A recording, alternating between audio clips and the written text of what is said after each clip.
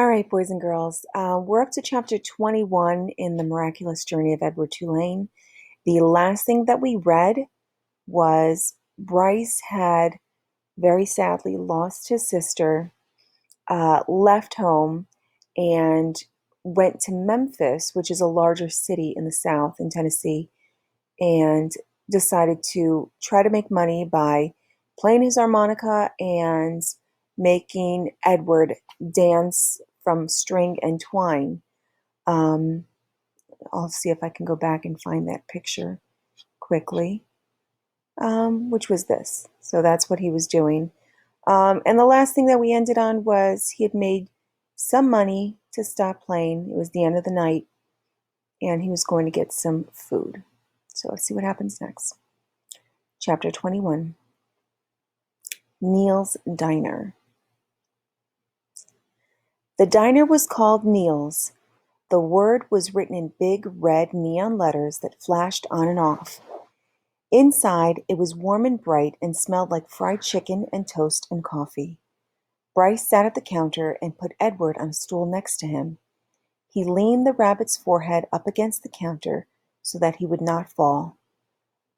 "What are you going to have, sugar?" the waitress said to Bryce. "Give me some pancakes," said Bryce, "and some eggs. And I want a steak, too. I want a big old steak, and some toast, and some coffee." Well, that's a big order for a little kid. The waitress leaned forward and pulled at one of Edward's ears, and then pushed him backwards so that she could see his face. "Is that your rabbit?" she said to Bryce. "Yes'm, he's mine now. He belonged to my sister." Bryce wiped at his nose with the back of his hand.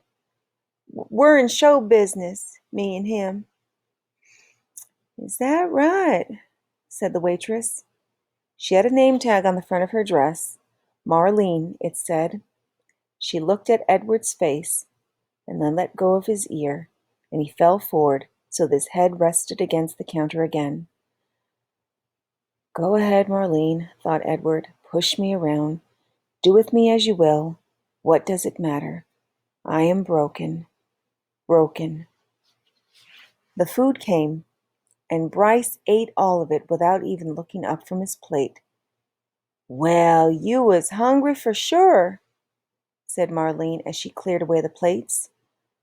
"I reckon show business is hard," said Bryce.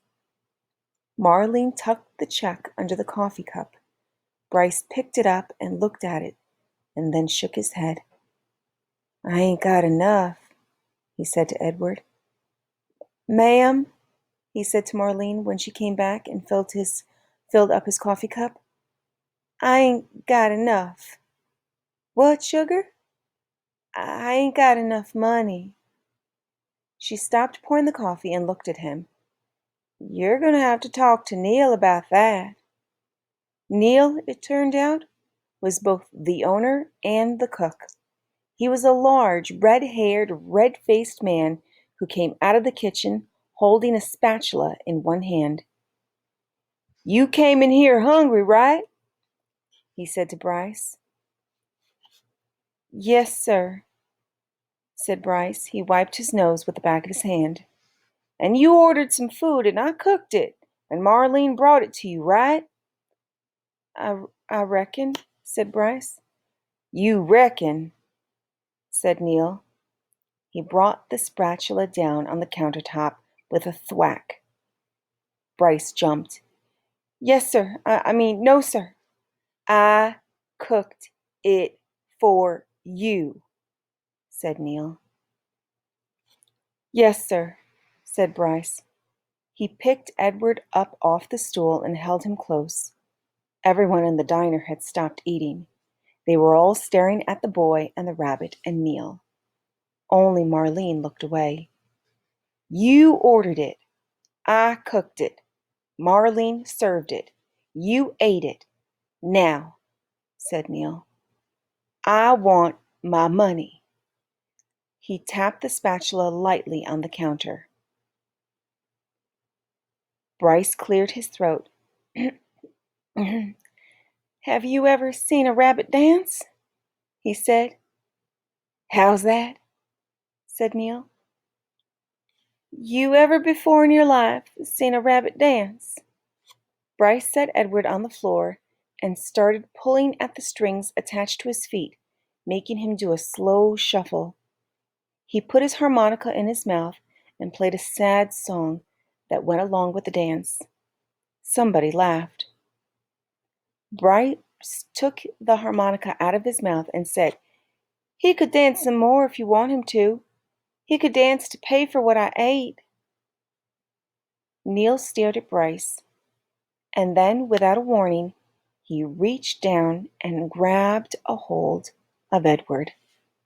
"This is what I think of dancing rabbits," said Neil, and he swung Edward by the feet, swung him so that his head hit the edge of the counter hard. There was a loud crack. Bryce screamed, and the world, Edward's world, went black. Oh no. I wonder what happened. Poor Edward. Chapter 22. Oh, there's the cover of the book. It was dusk, and Edward was walking down a sidewalk. He was walking on his own, putting one foot in front of the other without any assistance from anybody. He was wearing a fine suit made of red silk. He walked down the sidewalk, and then he turned into a path that led up to the house with lighted windows. "I know this house," thought Edward. "This is Abeline's house.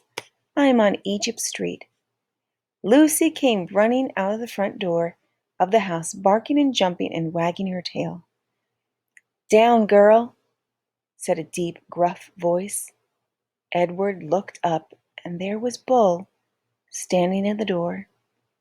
"Hello, Malone," said Bull. "Hello, good old Rabbit Pie. We've been waiting for you." Bull swung the door wide, and Edward walked inside. Abilene was there, and Nellie, and Lawrence, and Bryce. "Susanna!" called Nellie. "Jangles!" said Bryce. "Edward!" said Abilene. She held out her arms to him. But Edward stood still. He looked around the room. "You searching for Sarah Ruth?" Bryce asked. Edward nodded. "You got to go outside if you want to see Sarah Ruth," said Bryce. So they all went outside. Lucy and Bull and Nellie and Lawrence and Bryce and Abilene and Edward. "Right there," said Bryce. He pointed up at the stars. "Yep," said Lawrence. "That is the Sarah Ruth constellation." He picked Edward up and put him on his shoulder. "You can see it right there." Edward felt a pang of sorrow, deep and sweet and familiar. Why did she have to be so far away? "If only I had wings," he thought, "I could fly to her." But at the corner of his eye, the rabbit saw something flutter. Edward looked over his shoulder, and there they were, the most magnificent wings he had ever seen, orange and red and blue and yellow, and they were on his back. They belonged to him. They were his wings. What a wonderful night this was! He was walking on his own, he had an elegant new suit, and now he had wings. He could fly anywhere, do anything. Why had he never realized it before? His heart soared inside of him. He spread his wings and flew off Lawrence's shoulders, out of his hands and into the nighttime sky, toward the stars, toward Sarah Ruth. "No!" shouted Abilene. "Catch him!" said Bryce. Edward flew higher. Lucy barked. "Malone!" shouted Bull, and with a terrific lunge, he grabbed hold of Edward's feet and pulled him out of the sky and wrestled him to the earth. "You can't go yet," said Bull. "Stay with us," said Abilene. Edward beat his wings, but it was no use. Bull held him firmly to the ground. "Stay with us," repeated Abilene. Edward started to cry. "I can't lose you again," said Nellie. "I can't stand to lose you again," said Nellie. "Neither could I," said Abilene. "It would break my heart." Lucy bent her face to Edward's. She licked his tears away. All right, so it looks like all of the people that Edward loved so far in this book is there in one place. So right after, it seems like Neil had swung him and cracked his head on the hard counter, he was now magically transported to a place where all of the people, including Lucy, the dog, that he loved throughout this book, were there. The only person that wasn't there was Sarah Ruth. She was in the stars. And it seems like Edward really wanted to fly away and be with Sarah Ruth. It seemed like he felt a lot of pain when she had passed. And the people that still love him want him to be there, want him to stay. Now, I want you to think about, this is a tricky chapter, so sometimes we need to think harder about why the author maybe put this chapter in here and what it really means. The story's not over yet. It's over soon, so I hope you're enjoying it so far, and I look forward to finishing it with you guys.